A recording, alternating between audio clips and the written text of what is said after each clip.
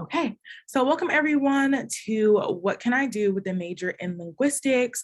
My name is Dominique Moore and I'm the Graduate Assistant for Career Development here at UConn Center for Career Development. And this program was just started so that students can kind of get an idea of what possibilities they have, whether you are a first or second lower classman year, or if you're, at that home stretch, you're about to graduate soon and you're still thinking about the different possibilities. So again, if you have questions at any time during this presentation, please put it in the chat and I will get to it shortly. So getting into more of the content that we'll talk about today, we'll just kind of go over, a general overview of linguistics. Then we'll get into experiential learning and what that looks like for this major specifically. We'll talk a little bit about postgraduate options and just keep in mind that it's options, not, the only things that you can do. Then we'll talk about alumni and how to connect with them. And then I will provide you all with some additional resources at the end. So part one, overview.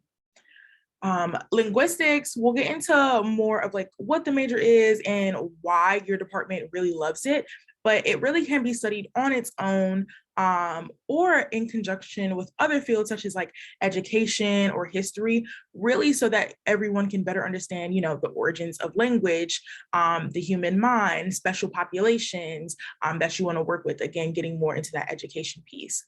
So some of the common double majors with linguistics are psychology, when you want to have more of a focus on the human mind, the cognitive system, and how that relates to language. And then linguistics and philosophy, when you really want to focus on language as an entire logical system and how we give words different meanings and why we say certain words and things like that. So keep that in mind as well. I do not expect you all to read this entire screen, and I will link this brochure a little bit later, but this is a brochure that your department has just again, with the general overview of why even thinking about a major in linguistics. So when thinking about this, you're really thinking about, again, what is it that you want to do with language? Do you care more about how it came to be, how certain populations use language, the difference in colloquialisms depending on the special setting and population, and things like that, really understanding the human brain and also the historical aspects of linguistics, whether it's, you want to be a person who's a polyglot and you speak 5 different languages, or you really want to learn more about the English language, because we all know that's a little bit harder, whether or not we want to admit it. It's definitely one of the hardest languages that we have. So that's a little bit more of that.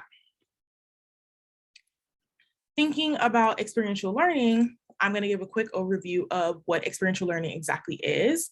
And it's really just any type of hands-on activity or learning piece that really provides experiences to give you a real-world application of your major.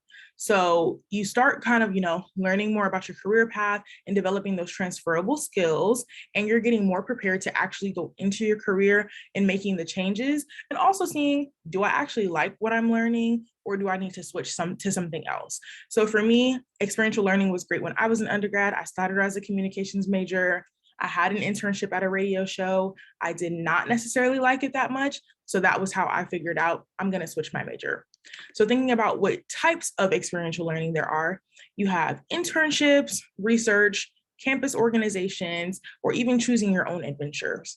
And again, this is not an exhaustive list. This is just some options that you all have based off of the linguistics track. So thinking about internships, this is definitely one of the most excellent ways for you to determine if this major or if the specific role that you're interning with is the role for you. So some of y'all might know what internships are, but just in case, it's really just like a more hands-on learning opportunity that's a little bit more immersive than a part-time job, but not as demanding and consuming as a full-time job. So when you're thinking about what types of internships that you want to consider, some things that you should think about is whether it's paid, unpaid, or if it's for credit. What do you need to graduate? What do you need to support yourself if it's like a summer internship or a fall or spring semester internship? You should also think about virtual versus in person. Since the pandemic, things have shifted a lot. and a lot of options are now virtual. Consider things like, technology. Will they give you a laptop or whatever other things that you need? Thinking about Wi-Fi, if it is virtual, do you have somewhere to go that you have stable internet connection? Would you have to travel a little bit too far if it's in person? So thinking about those things. Also, one of the most important things that you should think about are the transferable skills that you want to gain. So again, when thinking about what can you do with your major in linguistics, really think about what it is that you want to get out of your experience here. Do you want to advise? Do you want to have student one-on-one interactions? Do you want to create lesson plans? Do you want research opportunities? Do you want to be a teacher? Things like that. Do you want to work in an odd field that just so happens to connect really well with linguistics? Really think about those transferable skills and those ideas that will help you in any type of career that you want to gain. And that's how you can start picking an internship. So when you're searching for internships, you can definitely use things like Handshake, Indeed, LinkedIn, and also the career fairs. And on here, I have a list of keywords if you are using things like Handshake, Indeed, or LinkedIn that you can search up. So I'm going to quickly actually show you an example. So this is what most students' Handshake looks like. So I'm in here and I'm under the jobs tab. I'm going to just search up linguistics as a whole.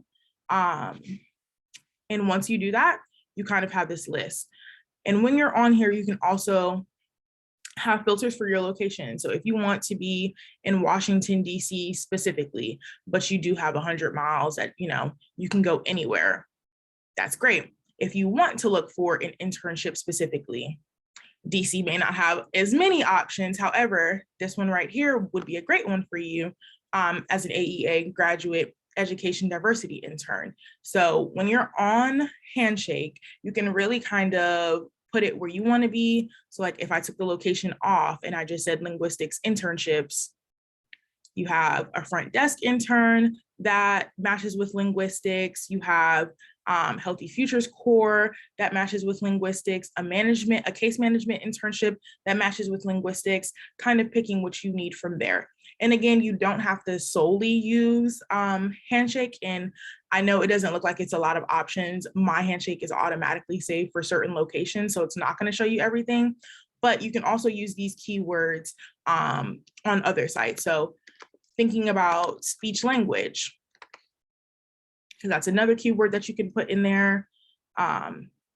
You have machine learning research, if that's something that you're interested in, a machine learning algorithm engineer, if that's something that you're interested in, and different types of internships and opportunities for you to have. And normally, again, these will have the application deadlines for you when they posted it. And sometimes when you're in here, they will have someone that you can talk to. And we're going to get into the alumni piece, but this is also something that you can really pay attention to when you're looking at different internships that you are interested in on Handshake. It will show one alumnus from the UConn works there. And I'll get into, how you can kind of start connecting with alumni and stuff like that.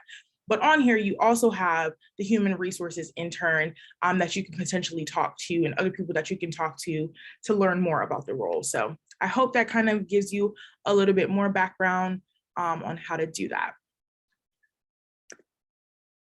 So another piece of experiential learning is research. And what research is really just, investigating that data and material to really create new types of knowledge. And the topics can be as wild and as niche as you want them to be, or it can be something as simple as, why do linguistics matter? Why does the study of linguistics matter?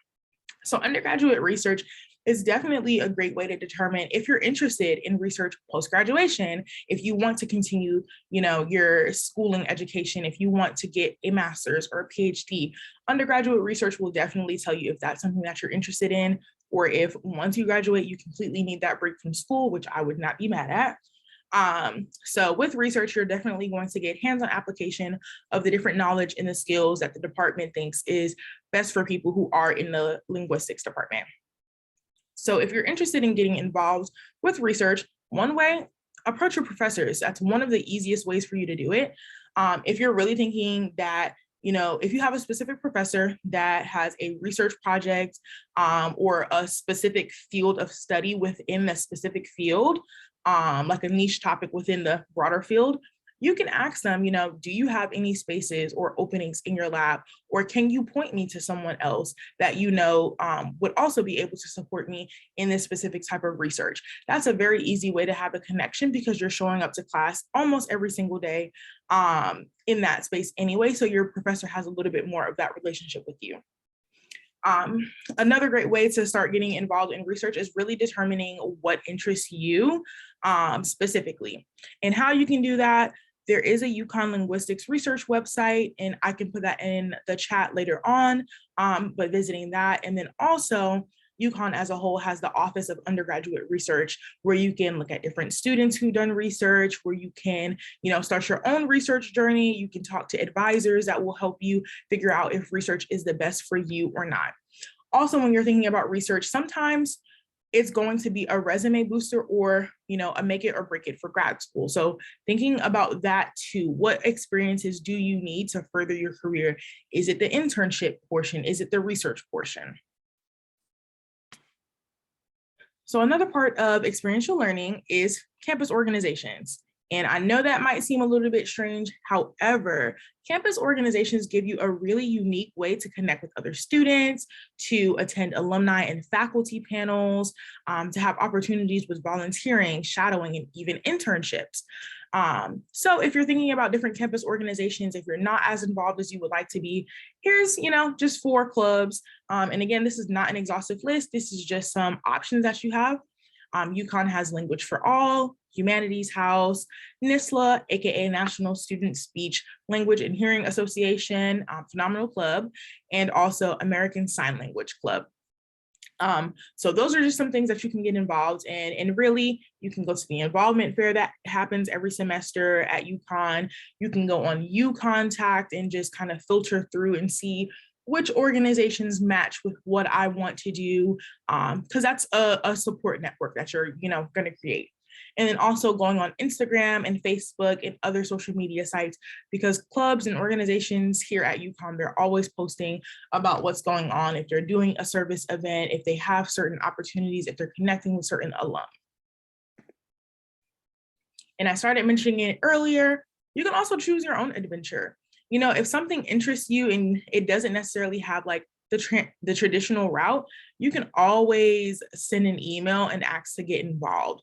Something that I've done in the past is I wanted an opportunity. I looked on LinkedIn and saw who was a part of the company. I just sent a quick message like, hey, my name is Dominique. This is what I'm involved in now. This is what I would like to be involved in. Do you have the capacity to help me? Do you know someone else that can help me? And that's definitely given me a lot of research opportunities here at UConn specifically, even as a grad student. You can also practice advocating for yourself by sending an email to a professor or an executive board member to ask for those opportunities. So we started talking about that a little bit more. So when you're creating your own adventure, it can look like volunteering. It can look like shadowing opportunities, watching someone else do their job, co-op opportunities. And if you're not familiar with co-ops, it's semester or sometimes summer-long opportunities where you have a full-time job and you're kind of taking a break from the institution, or sometimes you can take classes, but a lot of students who do participate in co-ops do take breaks from the regular course load. You can also do part-time jobs and other opportunities. So again, some ways to start are sending LinkedIn messages to alum and company members, and we'll talk about the alum piece in a little bit. Also, again, connecting with professors about opportunities that they may have specifically for students who have the same interests. So now getting into postgraduate options. With the job market, there are some common things and common themes and fields that people who study linguistics go into. So with the education field, ESL, foreign language, linguistics professor, a lot of that teaching and student interaction piece is most common for linguistics. And then when you're thinking about the publishing industry, which is also a very common pathway for students, being a technical writer, a copy editor, a journalist, because it's all about the words, it's all about speech, it's all about language. So some of the more specialized or very niche types of job markets that you can think about when majoring in linguistics, if you're thinking about like law, a forensic linguist, or linguist, sorry. Also thinking about potentially being an interpreter, a translator, speech language pathologist, and those different things. So again, when you're thinking about what you want to be in the future, what interests you, that's also your time for you to think, maybe I'm going to double major, maybe I'm going to have a minor, because linguistics is really pairable with other fields. So the job market, I do have to put this disclaimer out there, is literally what you make it. What are the transferable skills that you have to go wherever you want to go? And the ways that you start figuring those things out are definitely attending the Center for Career Development events. So for example, we actually just had a masterclass on speech language pathology. And we had an alum, Alyssa Barzak, come in and kind of talk about her time with being a speech language pathologist at a public school and for a specific company. And she got to teach some of those industry specific skills to students who are interested in that. So we have a lot of events. Also, again, searching up things on Handshake, LinkedIn, Indeed, and Idealist. Another opportunity that you could have post-grad is graduate school. Again, is research great for you? Do you want to get a little bit more specific with other things that just have a little bit more of a focus on linguistics? When you're thinking about graduate school, also think about the different lengths of school, because that matters. I know I went straight from K through 12 to undergrad to grad school. Some students need that break. Do you want a 2-year program, a 4-year program, a 6-year program? Once you figure out those timelines, that's going to help you figure out if you're going to get an MS, an MA, a PhD, an EDD, things like that, a graduate certificate. You have to think about the times. Also, you have to think about how different schools have different requirements. So you really want to start your graduate school search a little bit earlier. And also remember that your major doesn't necessarily have to match your graduate school program. As long as you're completing those prereqs that you need. I know a lot of people think that in order for you to be pre-med, you have to be a bio major. That's not necessarily the case. But again, as long as you're hitting those prerequisites, which is why we recommend that you start looking at graduate schools a little bit earlier. Something else that you should consider when you're thinking about different schools and their requirements. Some schools are going to require you to take the GRE. Are you able to do that? Are you able to afford that? Some schools want you to write a thesis. Is writing your thing? It may not be. Do you want to write a thesis? You may not want to. Also, some schools may require you to have a teaching position, or some schools may have certain funding that's available or certain funding that isn't available. Also thinking about writing samples, some schools do require you to submit a writing sample so they see how well you fit into the program and those requirements. So when thinking about graduate school, really think about those different things that maybe in the back of your mind, but really still matter in your graduate school search. Also, if you're considering graduate school, you definitely want to start thinking about letters of recommendation. Who are those people that can really speak to your character as a student, as a practitioner? They can speak to your work ethic and those different things. Also thinking about personal statements, statements of purpose, diversity statements. Certain schools require certain things. So if you're interested in searching for graduate school programs, this website is definitely great, linguisticsociety.org/programs. You can also look at US News Education and Princeton Review. You can also just look up school websites. If you do a Google search for graduate programs for linguistics, there's going to be a lot of programs that end up popping up. So you can kind of pick which one matches the best for you. So now getting into that alumni piece that I said we would get into, I just want to quickly go over some of the potential benefits of connecting with alumni. The first thing, you're literally just able to connect with people who are closer in age, who potentially have those similar career interests and similar paths that you're interested in. You also can connect with alum because they may have internship and job opportunities at their current company that they can connect you with and that they can plug you into, or even have that word of mouth recommendation because you're both UConn alum. That name matters a lot to people. Also, just a very good one in general, you're really just creating a support network while you're still in school and while you're, in the application processes for different jobs and internships. So when you're thinking about finding alum, you definitely have some options, but two of the ones that I personally want to recommend, one is LinkedIn, and I'm going to kind of show you how to go through that in a second. And then the other really unique one is Husky Mentor Network. Husky Mentor Network is a UConn Center for Career Development specific network where former UConn alum, which is the same thing, former UConn students can get paired with current UConn students based off of the different criteria that you want in a mentor. So someone who's going to support your years at UConn, someone who's going to guide you through grad school applications, someone who's going to guide you through job applications, internship applications, and be that person to really just connect with you. So again, going through LinkedIn, when you're in LinkedIn and you look things up, you're going to go in this search tool right here where it says search for jobs, people post, and you're going to search up the University of Connecticut, and you'll eventually get to this page. So once you're on this page, there's a little tab right here that says alumni. That's what you want to click on. And while you're in here, you see it's 171,346 alumni. But right now, it's not filtered by anything. So let's start the filter by linguistics. 605 alum. And this isn't exhaustive because some people may not have LinkedIn, some people may not have their LinkedIn updated right now, but all throughout, this is going to be the people who are a part of the linguistics track right now or previously. So, you know, you have someone here who was linguistics in education and they graduated in 2019. You have people who graduated in 2020, 2018, current students. So when you're in here, you can filter it even more if you want to do like 2000 to 2017.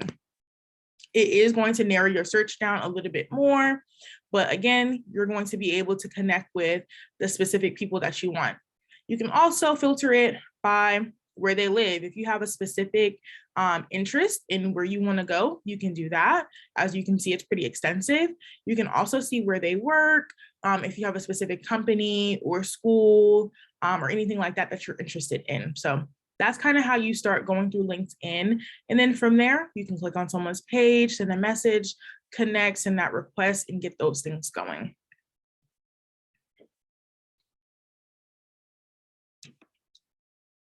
So we just wanted to highlight some different alum and the things that they're doing. So the first one, Julio, is a current senior lecturer in Spanish linguistics and syntax at the University of Manchester.